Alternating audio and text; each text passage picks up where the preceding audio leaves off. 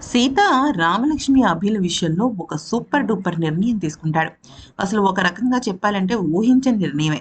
అయితే రామలక్ష్మి మీద తెలియకుండానే అక్కడ సీతాకాంత్‌కి ప్రేమ పెరిగిపోతూ ఉంటుంది. అయితే కలలో తనకి ఒకసారి రామలక్ష్మి తనకి దగ్గరైనట్టు, తనని చాలా ప్రేమగా చూసుకున్నట్టు, కానీ ఇంతలోపే అభి తనని పొడిచేసి రామలక్ష్మిని అలాగే సీతాకాంత్‌ని మన అభి దూరం చేసేసినట్టు ఒక పీడ కల కంటాడనమాట సీతాకాంత్.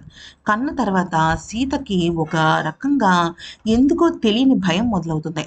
ఎందుకనంటే రామలక్ష్మిని ఆ అభితో కలపటానికి సీతాకాంత్‌కి ఎటువంటి ఇది లేదు. కానీ అభి చాలా దుర్మార్గుడు, పరమ నీచుడు. డబ్బు కోసం ఎంతకైనా దిగజారే ఒక దుర్మార్గుడు. ఎలాగైనా సరే వాడి పని పట్టాలని అనుకుంటాడు. ఏ రకంగా అయితే వాడి ఆట కడుతుందో తెలుసుకుందామని వాళ్ళ ఆఫీస్ మేనేజర్‌ని పిలిపించి అభి చేస్తున్న మోసాల గురించి చెప్తే, "ఓకే సార్, మీరైతే ఊటీలో రిసార్ట్ కొందామని నిర్ణయించుకున్నారా?" అంటే, "అవునని" అంటాడు. దాంతో ఆ ఆఫీస్ మేనేజర్ ఒక అమ్మకానికి ఉన్న మంచి ఊటీ రిసార్ట్‌కి సంబంధించిన డీటెయిల్స్ తీసుకొస్తే, ఇక్కడే సూపర్ డూపర్ ట్విస్ట్ ఏస్తాడు సీత. అదేంటంటే ఈ ఊటీ రిసార్ట్‌కి సంబంధించి ఒక fake documents, fake agreement, fake వెబ్‌సైట్‌ని క్రియేట్ చేయమంటాడు.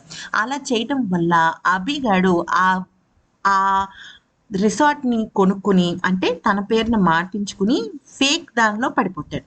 ఒకవేళ నిజంగా అభి గనక "నువ్వెందుకు నాకు ఫేక్ డాక్యుమెంట్స్ ఇచ్చావు" అని గనక సీతని నిలదీస్తే, అప్పుడు రామలక్ష్మి "అసలు నువ్వెందుకు ఊటీలో రిసార్ట్ సీతా సార్‌ని అడిగావు" అని ప్రశ్నిస్తుంది. దాంతో తీగ లాగితే డొంకంతా కదులుతుందని చెప్పేసి సీతాకాంత్ అభి విషయంలో ఈ ప్లాన్ వేస్తాడు.